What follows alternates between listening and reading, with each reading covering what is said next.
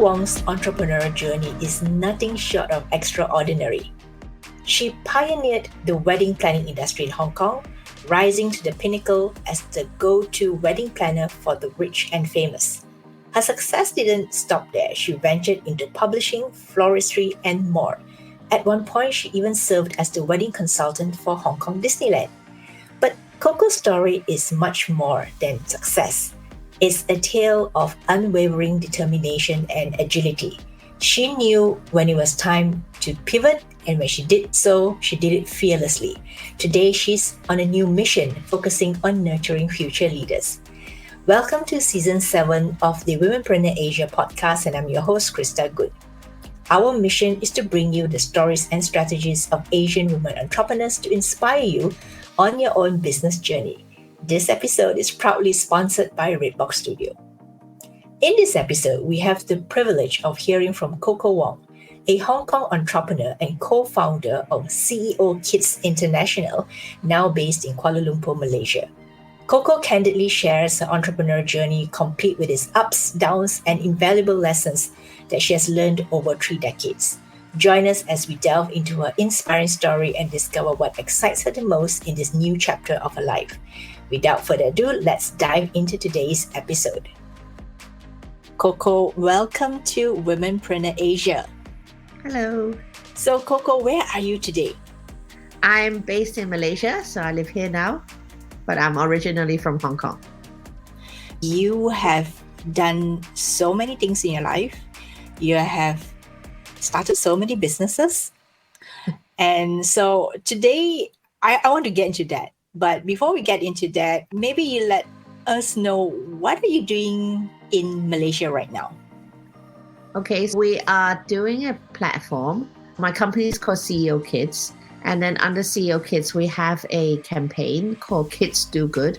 So basically, we want to instill goodness in all our children from a young age by showcasing what everyone else in the world is doing great. So there are NGOs, there are social enterprise, there are corporates who do great CSR programs. So everyone who helps give back, we want children to understand and see and also be part of, so that they grow up with the sense of giving, with the habit of contributing rather than just taking. So that's what we're doing.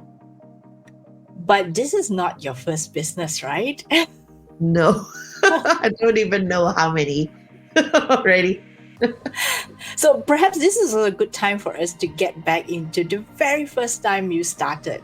So many years ago. My first ever businessy thing was when I was 6 years old. So literally was, I don't know why, but I just like making money at that time. And I just thought, okay, let's find ways to do that. And apparently my friends who I've known since 6 years old told me I made them all do drawings and coloring, and then I'll sell that to people, to aunties, uncles, right? So literally I did that. And I remember we used to get the money and then we go to supermarket and just buy stuff from the supermarket and have a picnic. So that was basically what happened. But my first real business as an adult was an events company, which I started when I was, I think, 21, I would say. And I was a couple of friends where we did events for corporates. And yeah, so that was my very, very first one. and I still love events. Events has been my number one love for the longest time, yeah. But why specifically events? Was that something because of your personality? Was it something that you enjoyed about events? Well, I don't know whether it's available where you come from, but in Hong Kong, we used to have listings, right? And I remember when I was young, I loved looking through listings for whatever weird reason. I used to read every single ad in these listings. And I remember there's one ad which says party planner. And I was fascinated. I was thinking, wow, what a nice job, right? Party planning, and there's like balloons, cakes. And I thought, oh my God, this is what I really like. And because my mom loves parties, so we used to have a lot of parties at home, and I would help her plan and also put it to flower decoration and all that. So I've always loved that part. But when I grew up, I just thought, okay, so I like that and I like organizing stuff. So I've been doing that all through my school years as well. I've always been in like organizing events. So when I came out, naturally, it was like, okay, party planning stuck in my head. And I just thought, okay, let's do it. And then my two other friends who did it with me, actually, they have no idea about party planning at that time. But one of them, the mom is very, very active in the corporate circle. So she was able to get us jobs, like in the associations, right? And then she'd go, okay, you go and pitch to these people. And I would be the one who pitched because obviously her daughter couldn't be like the person. Otherwise, it's like some sort of integrity stuff. So I would go and pitch, and then my other friend was sort of back end. So I remember walking in and very young at that time. And these people were saying, oh my God, you are so young. And I had to say stupid things like, oh, I only look young. I'm not that young. But you were young, right? I was. I even put on glasses at that time because I didn't need glasses until recently, but I even put on glasses that made me look older just to go. But it was like fake glasses just to look the part, because I felt, oh my God, they wouldn't trust a young girl going in. But I literally started that way. So it was like fake it till you make it sort of thing. But it was fun. It was fun. And from that moment onwards, did that really spark off the idea that, wow, I want to be in this industry and do this for the rest of my life? You know what? We did it for about a year, and then we had to close, even though we had a lot of customers. And the biggest reason was at that time, there weren't that many entrepreneurs, right? It wasn't the time where you started your own business.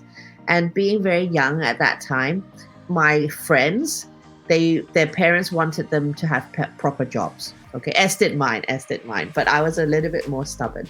So we decided that we needed to close because I was the only one who could do it full time.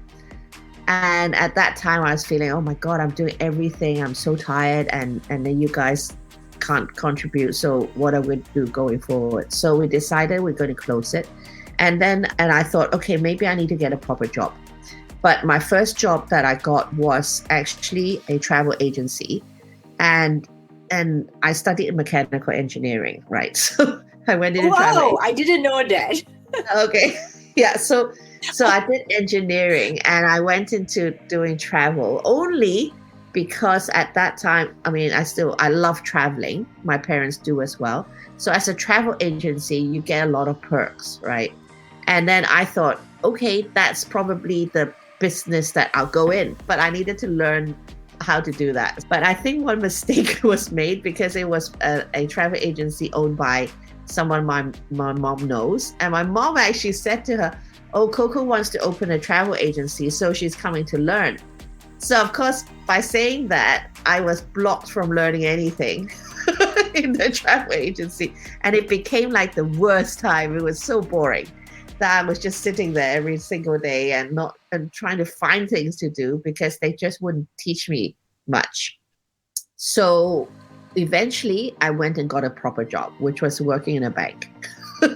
Because I thought your proper job was like, becoming a mechanical engineer. No. Actually, I went into the bank because engineering, for some reason, I was interviewed and accepted I got some offers, but it never really sat well with me, right? And it was working with a lot of guys. So in school time, in uni time, I was already working with a lot of guys because there were hardly any girls in the faculty.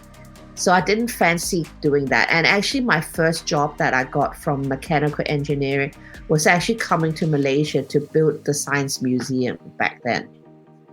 But it was a team of 50 guys plus me. So when they said that to me, I rejected. I said, I don't think I want to do that.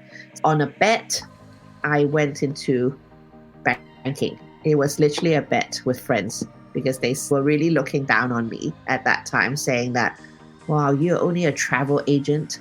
We're lawyers, we're accountants. They were really like quite snobbish.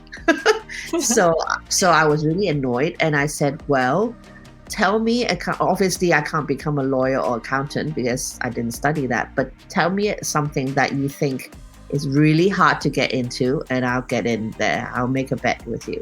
And then so they gave me a bank, which is very hard to get into in those days. And they said, okay, get into this bank. So I went on a bet and I got the job. And I stuck with the bank for a few years. This is a good start because I need to have capital. My parents weren't very supportive of me doing my own business back then. So they said, we're not going to give you money to do anything. So you need to earn your way. So I started working at the bank and building my wealth, my little capital. And I said to myself, once I reach this number, I'm going to quit. And that was the day I quit. And how many years was that after you stepped into the bank? 5 years. 5 years. Actually, the first 2 years, I enjoyed the bank quite a bit. My bosses were really fun, but I was in the management trainee program where I have to keep rotating every year. And then as the time goes, I got jobs which were higher up. However, I did not enjoy as much. I really enjoyed dealing with people. So I loved working at the branch, talking to customers daily, but I did not like doing loans even though I did loans for like the biggest corporates in Hong Kong. It gave me zero satisfaction. So a lot of my friends are, you crazy? You're in this really nice department meeting like famous people and all the corporate gurus and all these tycoons in Hong Kong, and you're not happy? And I said, I wasn't happy at all. I was happier doing a flower arrangement and giving it to my boss than signing a big deal. So I said that there is something wrong, right? At that time, there is definitely something wrong. So I decided, I'm going to quit. And that was the end of working for anyone. From then on, I was doing my own thing. And then, of course, after you came off the bank, you started a business because with the capital that you built up and 5 years in the bank, right? Yes. And that business was? Actually, I started quite a few before I left the bank. So I was side hustling. So I did, the first one we did was a fashion boutique. So I took up fashion design, and then I decided, okay, we're going to do a boutique with all my friends. We did that. We closed. Then we did a gift giving, sort of like hampers and flowers and fruit basket business. We did that, and then we closed. So I went back to events, and I really liked it, right? And then at that time I was like, okay, I'm going to do events again. That was what I started with and what I really liked. And I made good money from that. So I went backwards. And then I realized my friends who were around my age started to get married, and especially my best friend. And he was having a panic attack when he was planning his wedding. And he was going, oh my God, this is such hard work. I have to do this. I'm running around. And I went, okay, let me help you, right? So I started to help him. And then I realized this is an event. And this is a very specialized event, actually. So and that was the time when internet started. So I don't even know whether it was Google or whatever, but I searched online and I found wedding planner. And I thought, never heard of this. But I said, could it be similar to party planner? Could it be similar to party planner? It was similar, but in my heart, wedding is like a once in a lifetime thing, and people will pay money for this, right? So whereas birthday parties, every year there's a birthday party, so it's not going to be big amount. So in my head, I was like, maybe I can go into this, and since all my friends around me were getting married, I'm going to get some customers that way. And I was so wrong. But anyway, that was what I thought. So I decided, okay, I'm going to go and explore wedding planning, even though no one, that was the time when I quit the job. So my parents would say, what are you going to do? I'm going to do wedding planning. And they went, what is this? And all my friends were like, you are crazy. We've never heard of wedding planning. And you're going to do this? And I said, yes, I think it's going to work. And then I remember having this whole debate with my dad. He didn't want me to quit, obviously. And he said, you're going to get no support from us. Not at all, right? You can live at home, but that's it. And then I went, okay, but if I don't do this, I'm going to regret it for life. But if I went and and it went wrong, I'm still young. I can still get back onto getting a job. That's literally, I remember that conversation. And then he went, okay. So I argued my way through, and he let Are you me. the only child? No, I'm at one of three. And actually it's very difficult because I'm the eldest and my dad is a lawyer. So arguing with him is actually very difficult. But that's one of two arguments that I won. But I literally said to him, let me try, because if you don't let me try, I'm just going to be miserable in the bank, and I'm not good. I mean, I do well, but I'm not happy at all. So is that what you want me to be? And he goes, no. So I said, let me go. If I fail in a couple of years or sometime, I'm still young enough to get back in the game. But I can't do it if I'm older, and then it's harder to get back in, right? So I think I was literally the first person who left the bank from all our cohort, and I just went for it. And it was, like I said, that was the end of working for anyone. Never went back. But I started Coco Weddings literally from then on. I knew I was going to do wedding planning. I just went for it. Yeah. And wedding planning is something that you did very well too, right? When you really embarked upon it. It is, because I don't think you can say well or not, but I really enjoyed it. For me, it still was one of the best times of my life, and probably one of the businesses that I'm very, very proud of, because like I said, when I decided on wedding planning, there was no wedding planner in Hong Kong. So I was literally the first one ever. And being the first one meant that you really need to do a lot of explaining. You're creating a brand new market. And for me at that time, because no one could teach me wedding planning in Hong Kong, I traveled around the world, to the States, to the UK, to Italy, to Japan, to learn how they do weddings, because I find that their weddings are very nice, right? And then I brought it back to Hong Kong and thought, okay, it's not going to work that way, because we've got the Chinese traditions that we need to integrate. Yeah. And at that time, weddings were just like, anything goes. You go to a place, you get the invitation, you go to the florist, so there was no coordination. So for people to pay for someone to coordinate didn't make sense to them. But I felt parties need to look good. They need to have a theme. So I really advocate that a lot, and I even paid a bit of money to have a whole 1-page newspaper. Right? It's quite expensive, and that was the only marketing that I paid for from then on as well. But it was something I truly saw in my head, and I just went for it. But it took 3 years before I got my first customer. So I actually sat at home doing nothing for 3 years. So it wasn't easy, but I just had that. I don't ask me why, but I just had that belief that it will work, and I just kept at it. And what do you do in the 3 years that you were at home? Were you slept. I slept a lot. I love sleeping, so I slept a lot.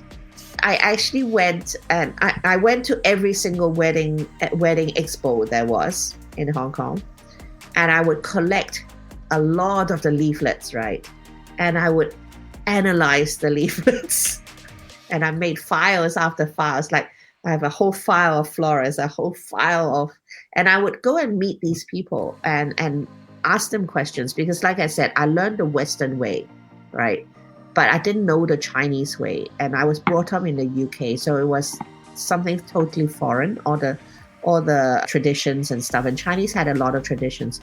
So I studied a lot, and I went and asked people a lot of questions. And I think because I was young, and I was very eager to ask them, and they were really friendly, and I would say to them, yes, I want to refer customers to you, right? So tell me what you do. Tell me how you make up. Tell me how you do flowers. Tell me how you do the fashion. So it was like, tell me.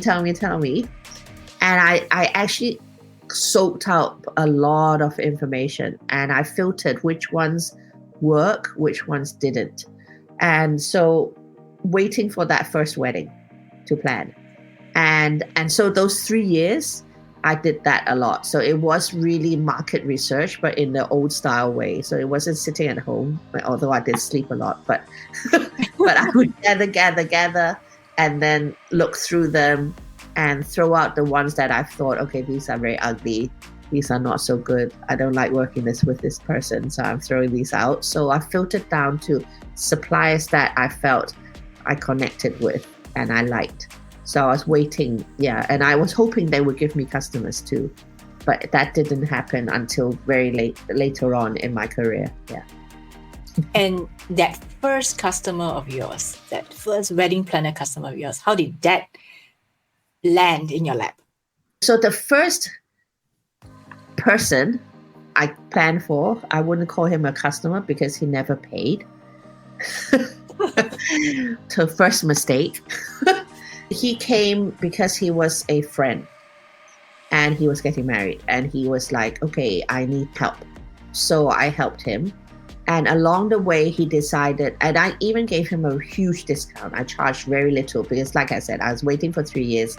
I just thought, okay, if I slash my price, someone's bound to pay, right? So again, a mistake, but I slashed it. And he was saying, okay. And then halfway through, he goes, oh, I know all the suppliers now. We don't need you. So then he said, we don't need a wedding planner, and he wouldn't pay me, right? And I thought, oh my God. So that was the first thing I learned, and quite miserable because after 3 years, you've got your first person, and then that one is someone like that. And then I waited again, and I met this friend through a friend's wedding. And she was helping this person plan the wedding. So at that time, because I've already done a lot of courses, I actually made the floral bouquet for the bride and I gave it to her as a present. So I met this other girl, and then we became friends at the wedding. And then she was like, oh, yeah. And she was very good at planning stuff as well, right? But when her godbrother was going to get married, she called me up. She goes, can you help him? Because I can't, because I work, right? And I went, oh yeah, sure, right? And not knowing that this was one of the bigger weddings, like 150 tables, which is very big in Hong Kong, right? And that was my first proper paying customer. So I went like 200, 300% into that. Did you charge a higher price? I hope you did. Yes. I made that mistake. So, but I didn't dare to charge too high because it was still like a brand. Still, there was no wedding planner at that time. It was still just me and the market. So I didn't dare to charge too high because I wasn't sure how much people would pay. Right. And having sat there for 3 years, it's like, okay, anything goes. Any income is better than nothing. Right. But I didn't want to charge too low because it was a big wedding and there was a lot of work. But I was willing to just give it my all and to have a showcase because I needed photos. I needed people to see, yeah, she's done something. Right. I needed my parents, especially, who thought, oh my God, what's she doing every day? So I went and did that, and it was a very, very good wedding because it was big. It was everything that I dreamt of as a wedding planner. I was like, oh my God. And I remember I made like uniform for everyone who worked there as if they were my team. So I outsourced a lot of teams, but I made them all wear Coco Wedding's uniform, right? So it looked like, oh my God, this Coco Wedding had a lot of people. In fact, it was just me and myself. but that was really smart. That's for branding. Yeah. But at that time, you don't think about those things. I mean, there are not so many terms like branding and all that. It was just like, for me, actually, it was also to identify who's my people because it's the first time I've ever worked with them. To call them in case anything happened. I could see, oh, these are my guys. I can ask them to do things for me, right? So it was literally that, and I did that. And that wedding was very, very special because I didn't realize my parents were friends of the family. So they were invited to the wedding. Wow, that is such an interesting story, right? Coming back full circle. Yeah, it was because I didn't realize they were there. They were going until I saw an invitation and I went, how come there's an invitation here on my dad's desk? Then I looked and it was addressed to them, right? So it was a bit, I thought I left an invitation there, but it was them. And so when they went, I remember my mom saying to me, "Oh, I'm really proud of you." She never says that, right? She never. And that was sort of like once in, I think maybe 10 times in my life, she said that. So she said that. And I just felt really good because it was like the first wedding and they were there to witness it and it was a success. So for me, it was a huge boost of like, yes, finally won. Yeah, so that was a huge moment for me. And what happened after that? Did all the customers start rolling in after that? Not really, but at least you had one, right? Having one is better than none. So I started being able to showcase, of course, because it was a huge wedding, they had a lot of people there who saw it. And then when they asked, this couple would refer me and say, "Oh, she's my wedding planner." So I started getting inquiries and I just, every single one, I would like put my heart and soul into it. And from then on, newspaper, magazines would start interviewing me and free publicity, which was always good. There's also a lot of like English publicity media at that time that was popping up and they wanted to talk to wedding planners, right? So wedding industry started to really bloom and it was really good for business because people were thinking, "Oh, she's the only wedding planner." Of course, there were more and more starting, but I was like the original. so at that first, time, the pioneer, right? Yeah, it helped because I went strong on that. Like I'm the first one ever, and then I pitched to Disney, and I got Disney, and I pitched to the government, and I got the government. So I became like the government and Disney's consultant for weddings, how they would do things, and so it just kept building on the reputation. So I got bigger and bigger weddings. I started to get celebrities and the celebrities were really good to me and they would help spread the word to their friends. So I got more and more celebrities that way. Yeah, so it really was word of mouth and hotels helped a lot. I mean, I cannot be more grateful to them because they always said they appreciated me being like very hands-on. So they love referring their customers to me because they know that I will take care of them. So we worked hand in hand. I would refer customers to them. They would refer customers to me. So hotels were, the 5-star hotels were really, really great. Yeah, so we became very good friends and hence, yeah, it just blossomed from there. Now, listening to your story, I find it really fascinating because you had very interesting starts in entrepreneurship, right? Starting from when you were 6 years old until the time you decided to start your wedding planning business. What do you think makes you successful at that? I mean, not just the wedding planning business, but all the other businesses started. And of course, some you had to close because your friends were not supportive enough or didn't play their role in the business. But what do you think made you good at that? Good at the businesses that you started? I think that's a good question. I think one of the things is once I have a vision, it's quite strong. So being able to see it in your head is actually really, really important.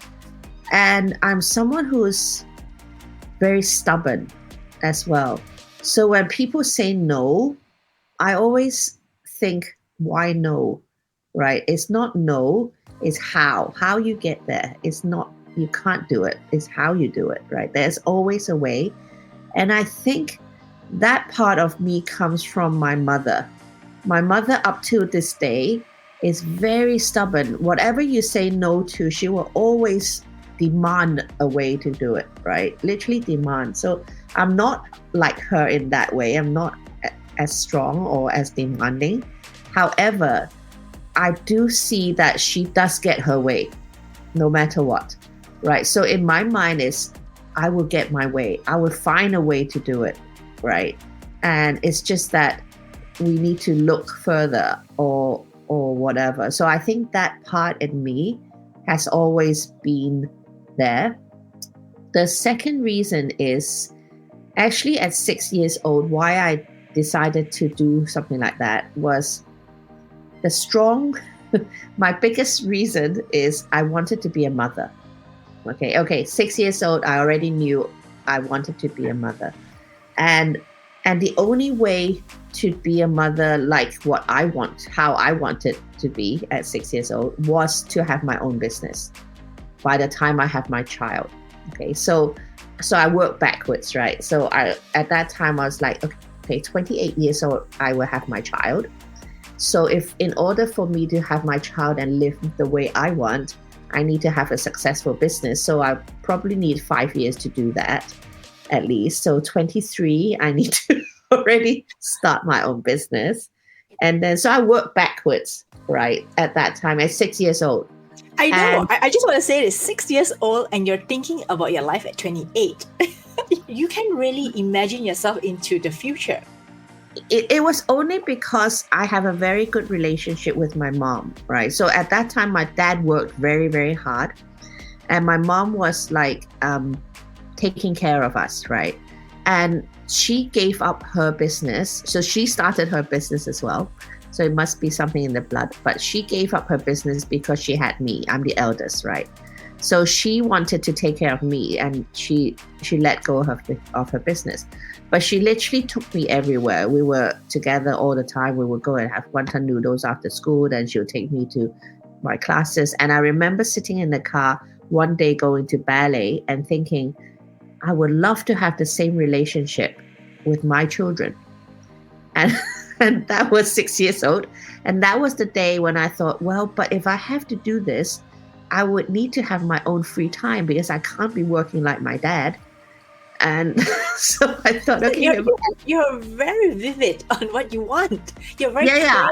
I have a very vivid imagination. So at that time I was thinking, I can't do that. So how do I do it? I need to be my own boss, right? Then I can have my own time. And then, but if I'm my own boss, it needs to be a business that's running very well. Otherwise I can't take time off. So then I had to work backwards, right? So I was thinking, okay, what age should I have? And my mother had me at 28. Okay, so that's why that was the benchmark. It wasn't because I dreamt up a number. It was because my mom was 28 when she had me. So I thought, okay, 28 is the time when I had my first child, and so that was what happened, right? And that was when at 6 years old I thought, okay, we're going to start now. We're going to do something. Yeah, and honestly, it was that. So I think having a vivid vision and belief, and just not letting anyone stop you in that way is something that's helped me. It's probably inherent in you, Coco. It's like in your blood, in your DNA. I don't know, but I've always liked it. So I mean, my mom, even my children know. I just go out and I see, oh my God, this is a very good business. There's potential in this. So all the time it's like this in my head, all the years, even now, probably too much sometimes. But it's being very curious and thinking this can be turned into something. Yeah. So, and just believing. I mean, of course, some never materialize. And some I have to correct. It's not always because of my friends not delivering. Sometimes it's just a wrong move. Sometimes it's naming the company totally wrongly. So making mistakes along the way. I mean, some are really stupid mistakes. Like I said, naming the company wrong. Give me a name of a company name wrong. So I named my gift company Cadeau pour Toi. Okay, so French. Because literally I thought it sounded luxury. Gifts are luxury stuff, so French. So I decided to name it that. So it's like a gift for you, right? So literal translation. But it was so difficult for people in Hong Kong when they looked at the name that they just couldn't remember my company at all. So no one remembers you, right? When they can't even say your name, no one remembers you. So it just didn't work. And from then on, I made the same mistake later on. I always like to name, I name my companies thinking that is very clever, but actually it's not. So now it's like very easy, CEO Kids. Right. That's So it. very easy to remember. CEO Kids International, right? Yeah. Easy to recall, easy to spell. Yeah. But I made a few mistakes because when people can't pronounce your name, it's already a no-go. It becomes very difficult to market and brand. So yeah, that's something I learned along the way. And so coming back to your story now, we took a little detour, right? Yeah. Now we're coming back. So what happened after that? After your business took off and you're with Disney and the government of Hong Kong? Yeah, so it took off. So for wedding, I actually went into publishing. I had Coco Weddings Magazine. I had Coco Weddings Academy teaching wedding planning. I had a florist doing flowers. Okay, so basically everything fringe around the wedding. But I did realize that I didn't like publishing, so I sold that. I like teaching. I realized that. The florist I solely opened for Disney because I only had them as a customer and I only needed that to sustain that whole enough, business. right? Enough to sustain. But then it became quite difficult to work because Disney was very far away from the city and they needed us to be there all the time. So I just thought it's a very difficult thing to manage and the money wasn't justifiable for it to make sense. So it sort of evolved, but then I got pregnant. So was it 28? No, it was not 28. It was a little bit later. But when I got pregnant, so it was like my dream come true, right? Because I've always wanted to be a mother. So at that time, during my pregnancy, I had a very tough time getting pregnant. And so when I got pregnant, I had a very tough time through the pregnancy as well. I was always told to be in bed, bedridden, wasn't allowed to get up. And planning weddings at that time, I had a few weddings in the pipeline. And I actually started bleeding in the middle of one of my weddings. And it was like a huge dilemma, right? It was my customer's wedding, but I was bleeding. So what do I do? Do I leave or do I stay? And it was a moment in my life that I was like, oh my God, what do I do now, right? I went in the toilet and I was bleeding and I was so scared it was going to be a miscarriage. So luckily I had my staff there. So I told my staff, I need to go. You need to take over the whole thing. And I told my customers, I'm really sorry, but I'm bleeding.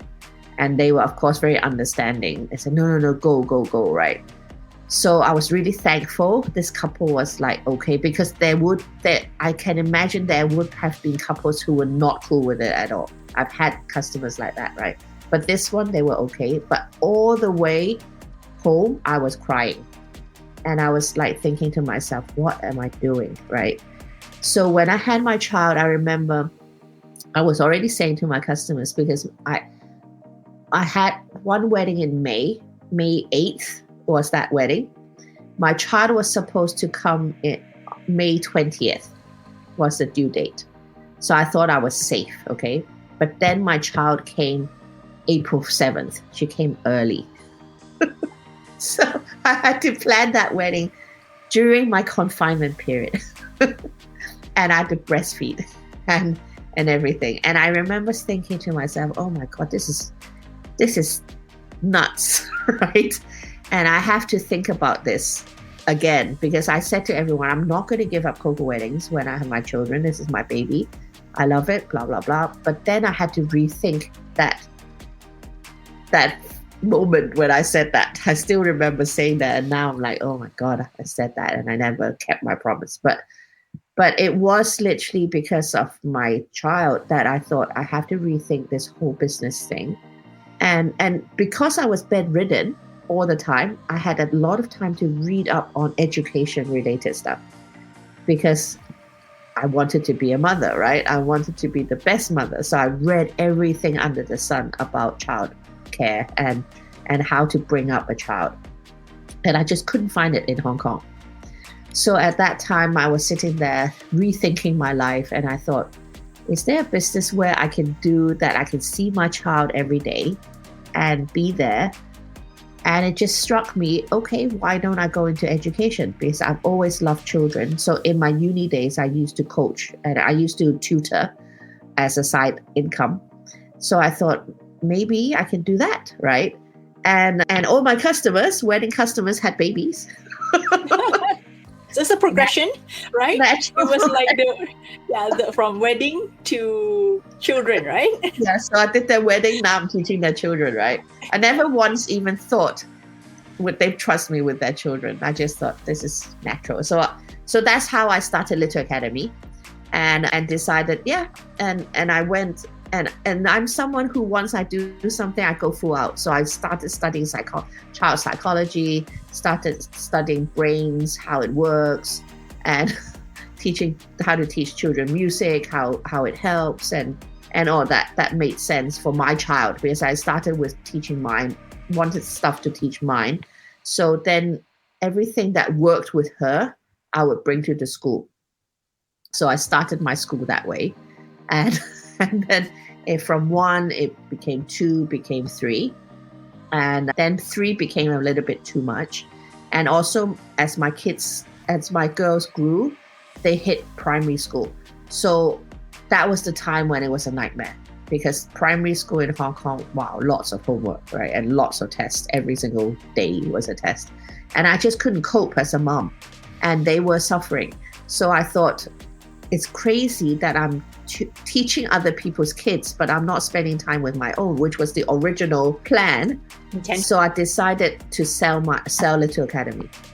So I actually sold Little Academy at that time, but I kept all my curriculum, but I sold the shell because I had the license, I had all the teachers, and people needed the students. So I just sold it as a whole. And I just became a free body. But from then, it was like everyone started to ask me about parenting issues, education tips. So I was speaking on stages. All of a sudden, I became like radio hosting, TV hosting on parenting. I don't even know why.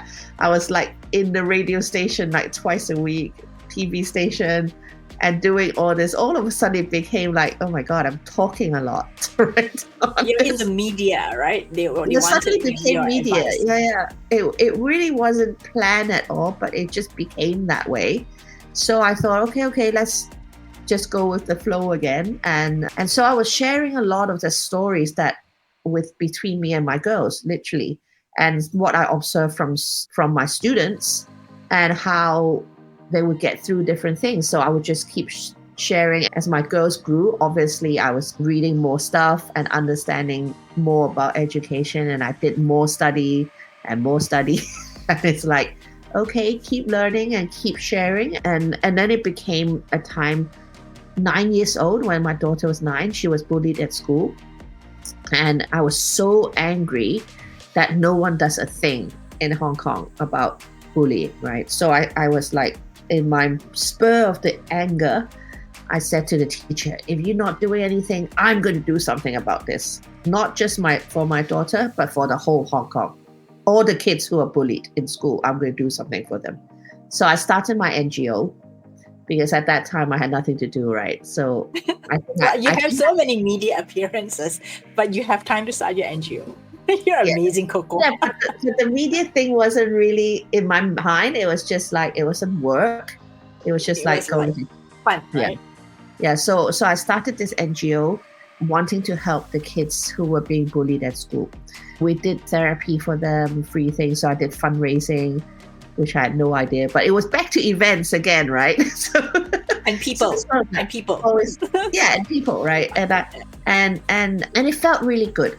Honestly, it felt really good when the parents are there and they're really grateful that we helped. But one thing I noticed was all these kids who came and got healed, they were all lacking self-confidence. There's low self-worth. They didn't feel they were good enough for anything, including my daughter. So I needed to find something to help her. And I noticed, entrepreneurship. Actually, when she was talking about her slime at that time, she was making a lot of slime. She was really proud of what she makes, right? And then she asked me, Mom, can I have like a table at a bazaar to sell slime? And this is Hong Kong, right? Anything that you need to rent is very expensive. So I went, oh my God, how much are you selling your slime for?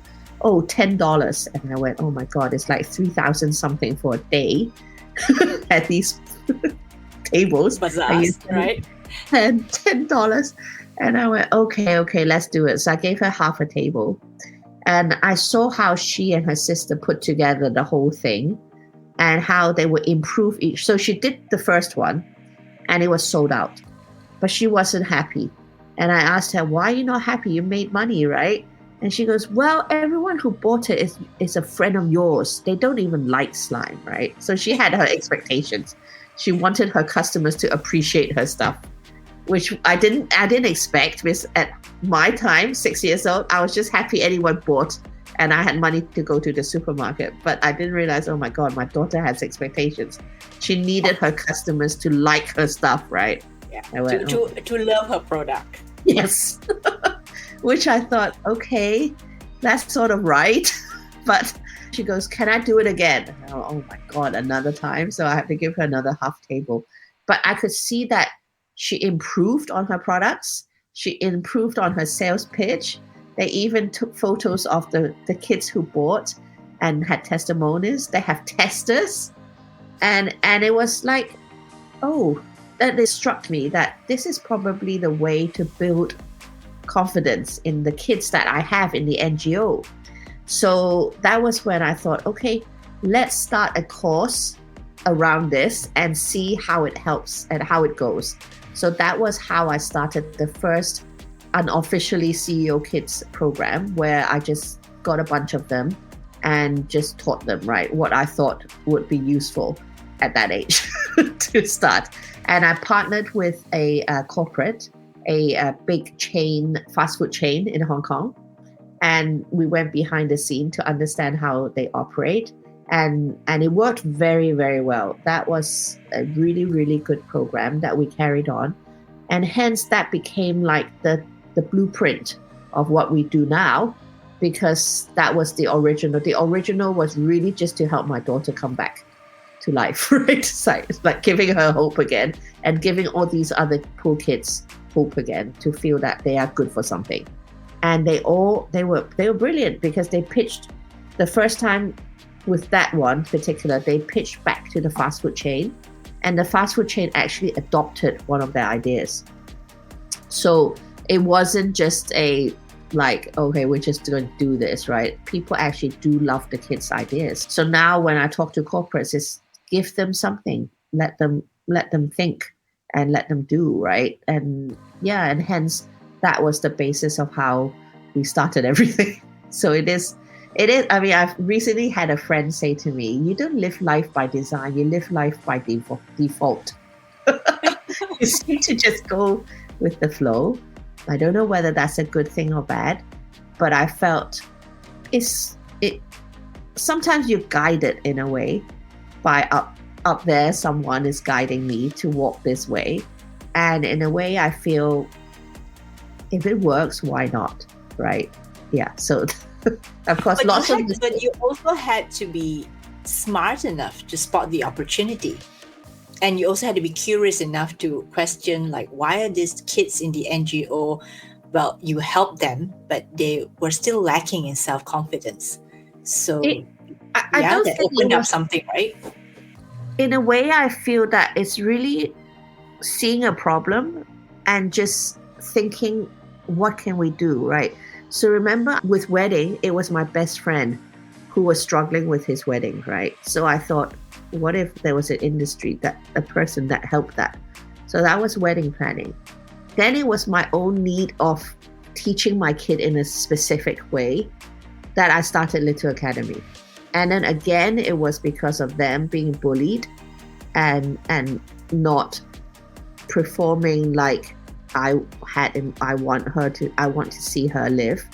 that I came up with this as well. So whether it's by default or design, I feel it's sort of like I didn't go out looking for this, right? And I didn't go out looking at things, okay, how can I make money? It was literally my own problems that I found a solution for, and I shared it with people. This is how I did it, right? And even coming to Malaysia is the same, right? I said, okay, I'm coming here, I'm looking for things, I'm doing this, I'm doing that. So people were looking at me and thinking, can we follow? Can you share with us what you're doing? And to me, that's it. I'm just sharing.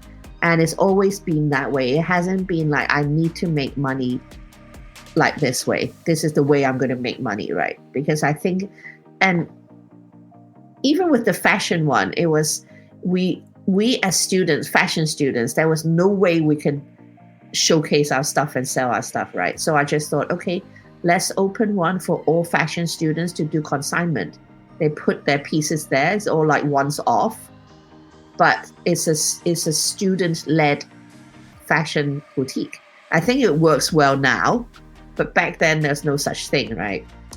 But it was purely because there was a need within my own circle that I thought, okay, let's start something to help ourselves, right?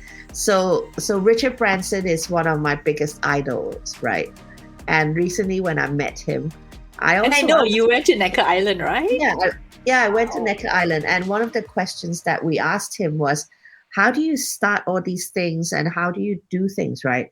And his answer was simple, because with his space thing, he was thinking that all the other countries that's developing space, rockets and stuff, they're not opening it to public.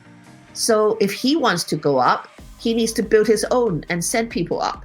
So that it was purely because he thought, I want to go, I'm going to build it. And I feel that's exactly how I think as well. I want to do it. So I'm just going to do it. I'm not going to wait for someone to give it to me, or I'm scared that there's no one doing it out there, hence I can't do it. There's no can't, is whether is how and whether I want it enough. And I do believe that if anyone wants something enough, they will always get it. Always. So this is something that I truly believe is only when you don't want it enough and you're sort of like, oh, well, if it doesn't go, never mind, I'll let it go, right? Then you don't get it. But in my mind, it's always been that way.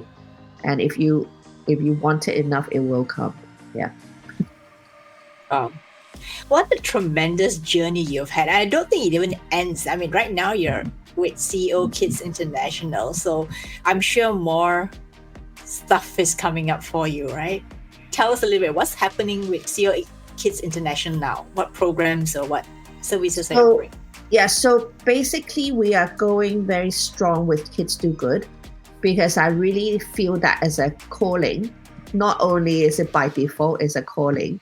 And I feel that it's something that I guess I've got to the age where I feel I want to leave a legacy as well of something. And it's sort of like, okay, what do I like? And the two things that I'm passionate about is food and kids. I know, you say you're a super foodie. I love food. So for me, it's like, okay, what do I do? But I always go back to kids and I always go back to food as well, right? But food is more like a hobby.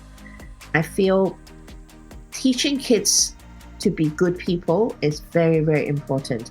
And I've seen how education is not doing that at all at the moment, because a lot of the Asian kids especially, we are taught to compete, right? Because it's like always you need to get to the top percentage of your class before you can go to the next school. So you are always competing to the point where it becomes the DNA of the kids.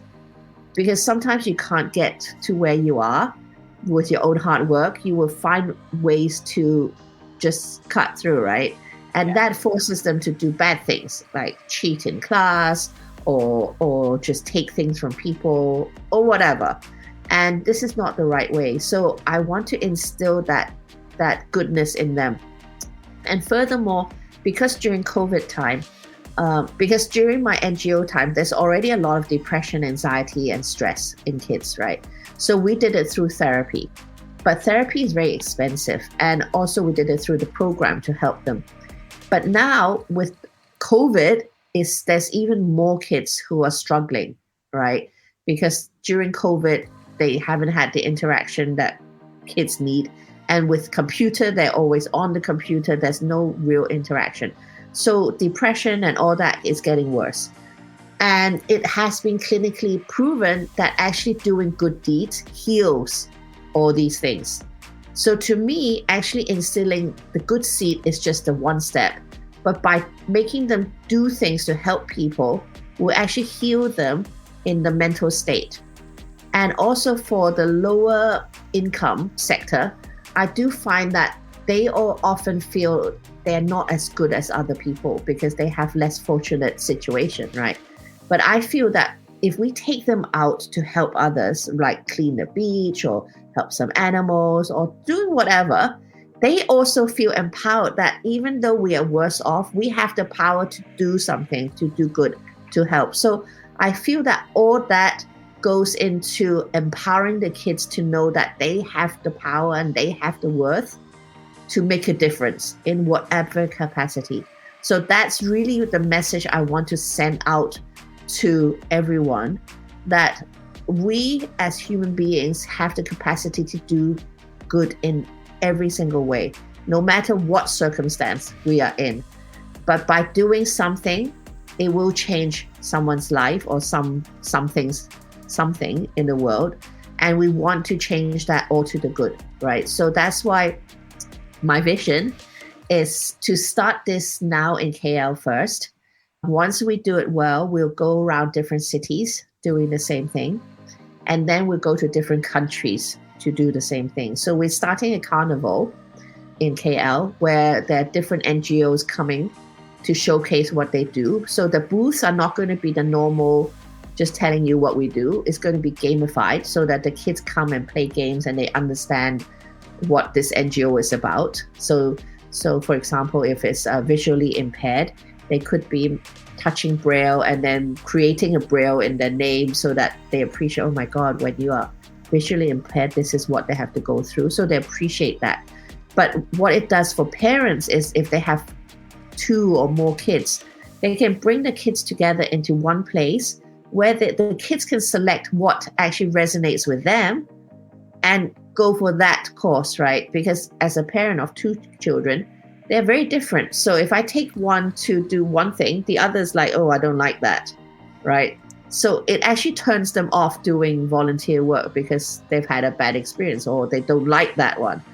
But I do believe there's always going to be something that they will resonate with. It's just whether they know about it or not. So my plan is to showcase as many as possible and rotating different ones so that we can do it. And then at the same time, advocating for these charities and for these good causes so more people know about them and can help them. And also we are fundraising at each carnival so that at the end of the day, we donate those funds to these NGOs who come and participate. So the NGOs are benefiting, the kids are learning to do good, the adults are coming on board to sponsor and help the world be a better place. So I believe that's the ecosystem. Anyway, that's in my head. That's what I want to do. Lots of work, but I believe that we need to start. Yeah. And there's this common theme that keeps popping up. It's people, it's events, and it's about doing good and trying to solve a problem that you see right now. Yeah, it is. I think that's now internalized. No, I like that stress of, it's a bit crazy, but I do like that stress of getting into the event because it's very stressful usually. But then seeing the event come alive is very, very satisfying for me. It's like, oh my God. And then I can take a breather, right? And then I start another one. So it's a bit crazy, but at the same time, I think I like that sort of adrenaline rather than a daily, every day I go in to do this and the same thing again and again and again. I'm not that type of person, and I know that. So that's why once you know yourself, it's easier to identify what you should do, right? That's so true. That is really true. But in your case, since your carnival is coming up, are there any resources, anything that people can, if the person's listening to this, if they want to reach out to you, can they approach Coco and say they want to Absolutely. volunteer or do something with COO Kids? Absolutely. So for me, anyone who wants to do anything, they're welcome, because it's not a one-woman job anymore. I cannot do it alone. Unlike a wedding, I can do it alone, but this is much, much bigger than me. And it's literally not about me anymore. It's about finding something that will help the kids, our kids, right? So anyone listening, please come approach me. You can find me on IG. I'm just Coco Wong. And on Facebook, I'm also Coco Wong, Coco Wong HK. So reach out to me, and I welcome anyone, like corporates, sponsors, volunteers for the day, or just bring your kids, because at the end of the day, we want the kids to participate. And schools out there, if your kid's school, reach out to them and say to the school, please bring the students. Yeah, we need more in the community so that it's easier to get it running. Because without the participants, there will be no event.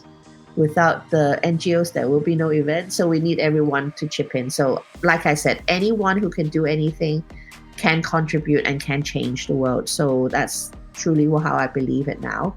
And I cannot do it alone. So I need all the help I can get. That is fantastic, because I also love the idea that, before we started recording, we wanted to talk about a specific topic, but your story itself is so fascinating that I never got a chance to get into that topic. So perhaps that topic will be for another episode. Because this part, the chronology of where what you've done, where you've been, the things that you've done, and every single business seems to build upon each other, or every single activity that you've done in your life seems to be like a natural progression. So It's just like, wow, it's like quite an interesting journey, I would say. Even listening to your story, I think that, wow, you've done so much. So where does Coco Wong stop? Never.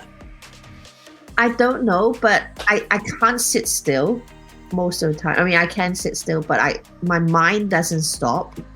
And I have very vivid dreams at night as well.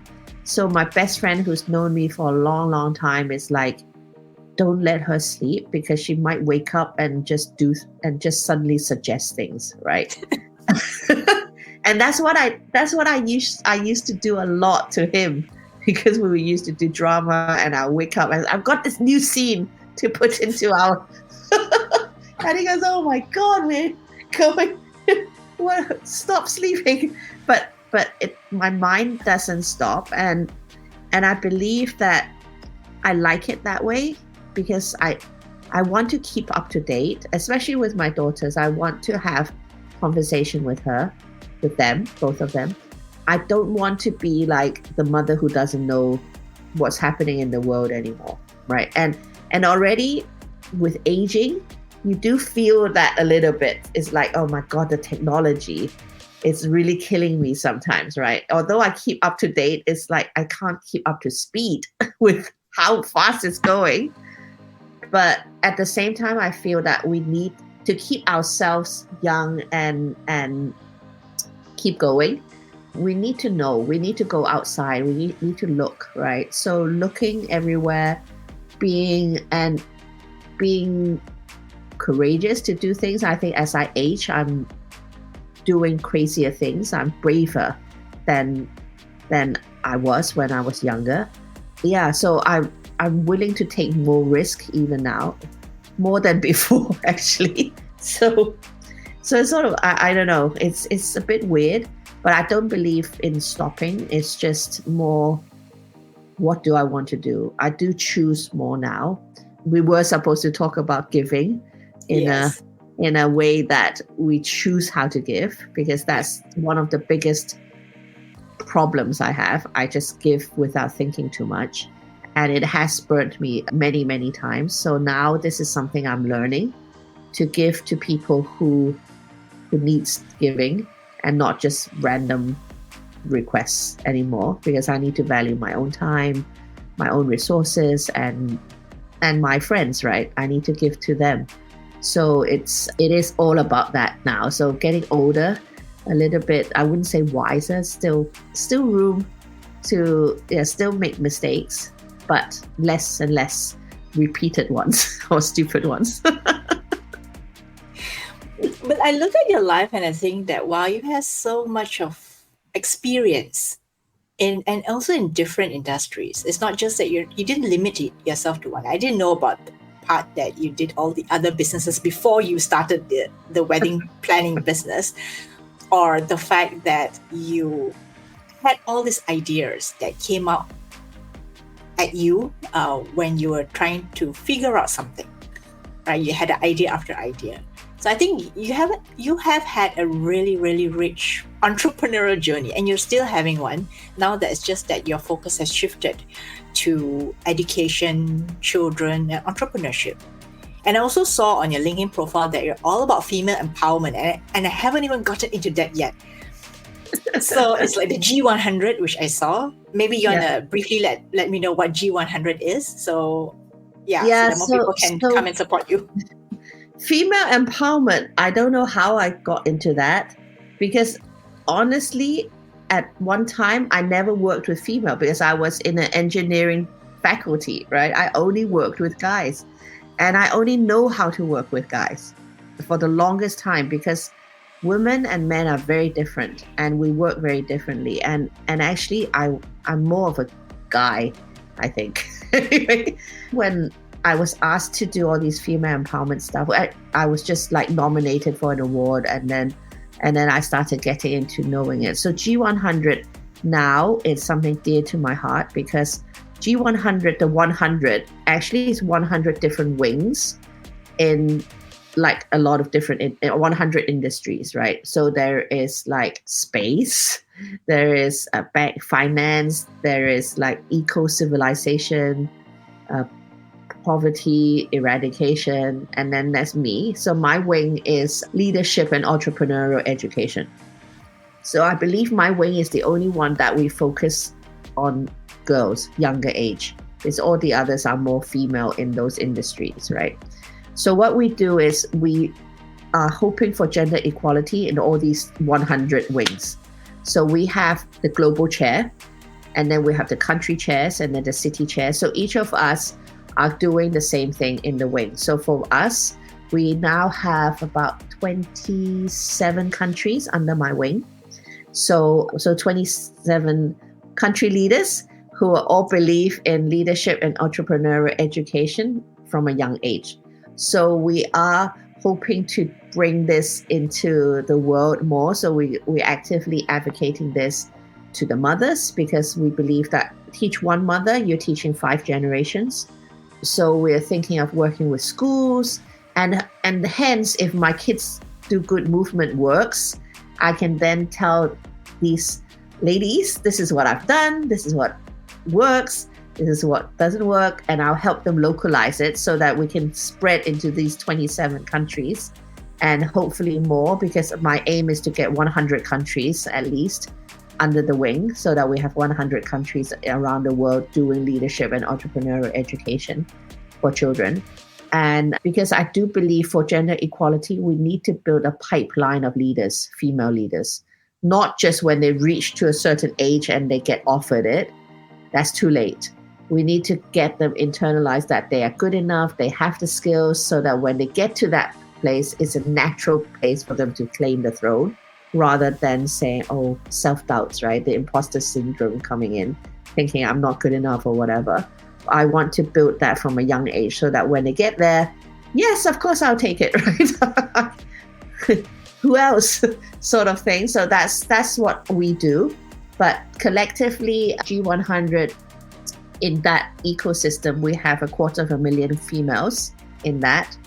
Some of the global chairs are females who've done fantastic stuff in their lives. Like we have ex-deputy prime ministers, we have Nobel Peace winners, we have like really, really amazing women in their own fields, right? And it's really good because we can get together, we can share, and then they will share their point of views and sometimes very different thinking, right? And for me as an educator, I feel, oh my God, it's opening my eyes more and more. And yeah, so that is G100. So again, if anyone wants to know more, let me know, because I'm based in Malaysia, but the whole wing is global, right? And there are so many different wings that we can always need help with all my other sisters around the world. They would need help in their wings. So whatever you do, you can come and be a part. Yeah. See how many things they're involved with. But how do you get involved in G100? Did you come across it, or were you invited, or was it something? No, I actually got nominated for an award for Women Economic Forum. So Women Economic Forum is again a worldwide forum that happens every year around the world. And I was invited to one and I got the award. So I got to know them. And they are also one to start the G100. So at that time when I got the award, I was still living in Hong Kong. And they were saying, oh, we don't have anyone in Hong Kong. Do you want to start something there? So I thought, well, why not? Let's explore, right? But at that time, I didn't start anything in Hong Kong. So when I moved here, I only moved to Malaysia during COVID, just before COVID, right? So at that time, I was like sitting at home quite bored, not quite sure what to do. And then they again reached out. And then I said, yeah, why don't we do something in Malaysia? And that was how I started here. And we ran some online programs, events. And I had quite a good turnout for online at that time because we went into digital marketing and helping all the females who pivot, right, during COVID time. And then I thought, okay, let's do this. And then Dr. Habib said to me, well, we've got this G100 thing. So at that time, it wasn't G100 that I was leading. It was something else. But she said, there's G100. Do you want to be in it? So I asked her what it was, and it was a bigger thing. So I went, okay. And she goes, I want you to be involved in the education wing. And of course, right. And I started as the Malaysia country chair for education. And then from there, I got promoted to the global chair to lead the whole wing. So yeah, so I'm very grateful again for the trust that they have in me to lead the global wing. Because for me, I've never led a global anything. It was quite amazing because now in my wing, we have people who don't speak English at all. And I have to learn how to communicate with them and also lead them and guide them. And they speak Spanish, they speak French, and I have to look up countries which I've never heard of.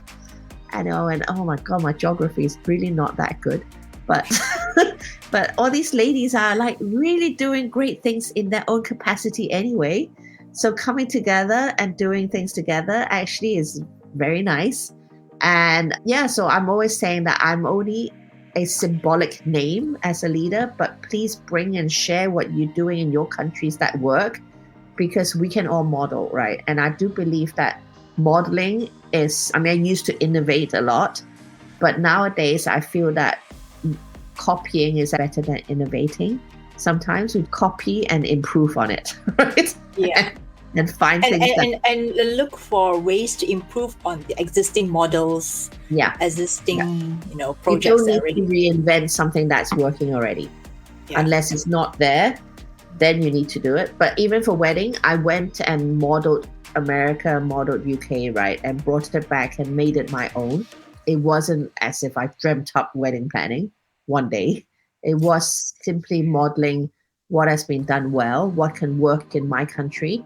And modeling that. Even for my schools, it was the same, right? I couldn't find it in Hong Kong, but I found it elsewhere, which gave me inspiration to come up with my own model, right? So I do believe everyone has their own way of doing things. It's good to appreciate people's things and not just take it, but see ways of amplifying and also collaborating with them, right? And working together. So I don't believe in starting anything that's already been done well. I would just call up that person and say, hey, can we partner, or can I bring it to Malaysia? can we do it here, right? What can we share? Some are nice, just take it. Some are saying, yeah, sure, let's see what we can do together. And I believe that the power will be much greater when we join forces. Yeah, that's absolutely true, because I believe in the power collaboration. I believe that we have so much of wisdom and knowledge out there. It's just that we have to access those. We tap into each other's brains in order to get those things out into the world. And then we can do magnificent things together. Yes. So I wish I had forever to talk to you, but I don't. But I will definitely get you back. Honestly, there's still so much more that I want to talk about. But if there's the person who's listening to us today, what is that final takeaway that you want that person to remember as a result of listening to your life, your entrepreneurial journey, and still the journey that you're on? What would you want that person to take home or take to heart about what he or she has heard today? I think just that belief. One of my mentors said to me, everything you need is within you now. So there's no need to wait. There's no need to think that you're not good enough, because everything you need now is already in you, right? So just make use of what you have. Don't just keep thinking, I need that before I can do that. I need that before I can do that, because that slowed me down a lot in the past. But now that I know this phrase in my head, it's like everything I need is within me now. And the second one is take messy action. The first action is always going to be messy, but it's okay. Just do it. Because for me, I've always been a perfectionist, because doing weddings, I only have one chance to do it. So it's always been, I have to do it very well, perfectly, right? But actually, it doesn't do us any favors in life when we think that way. So take messy action, and everything you need is within you now. Wow, fantastic. Okay, so finally, where can people find or connect with Coco Wong online? Yeah, so LinkedIn, IG, Facebook, all the usual social media, I'm there. So just look up Coco Wong and you will find me. I might look different. So they don't recognize my photo, but anyway, I am. Anyway, yes, doesn't matter. You're still Coco. Or G100 or BNC woman. So these are all the things that you can find me. And thank you so much, Coco. I truly, from the bottom of my heart, I really enjoyed our conversation. I mean, from the first time when we connected before this interview, I already felt that I had really good feelings that if I called Coco Wong into my podcast, I mean, I'm sure she'll be a blast, because she will tell me all the stories. And even some of the stories that you told in the previous conversation we had, I wish we could dig into those again, but I know that's why I asked you. I can't remember what I shared. you know sometimes that, yeah, I know, right? There's so many gems in that conversation that I wish I could like transport that into this, but I know this itself is already invaluable, because you're really shared from the heart about what you made as mistakes, the kinds of things that you did in your entrepreneurial journey. And I really appreciate it. And I really know that sometimes you never know who needs to listen to that message. Yeah, for sure. So, well, but thank you so much for inviting me on. My pleasure. And I hope I can get you back again to talk about other parts when you have all the other, like your G100 activities and even your carnival. Okay, when and where is the carnival happening? The carnival is in November 4th and 5th in the Paradigm Mall in KL, in PJ. Yeah. Okay, so I'll make sure that our episode comes out way before that. Yay. Yeah. So you can capture the collective audience to head that way, right? Yes. Please come and support. Okay, so thank you so much, Coco, for a wonderful interview. Thank you. I've had the privilege of conversing with numerous remarkable women in the world of business, but Coco's energy and drive stand out like a beacon. What truly sets Coco apart is her unwavering focus on aiding others. In every endeavor, she discovers the potential for both business and opportunity. A common thread weaves through her various ventures. They revolve around people and events. Nothing brings her greater joy than making others happy and fulfilled, whether through orchestrating the perfect wedding or nurturing the confidence of children. If you're new to our podcast, please consider subscribing to stay updated with our latest episodes. And if you're a loyal listener, could you do me a favor? Kindly take a moment to rate and review this podcast on your preferred platform. Your support goes a long way in helping others discover our show. Thank you for investing your time in this episode, which might be longer than usual, but I trust you found it invaluable and inspiring. I look forward to welcoming you back next Friday with another exciting episode.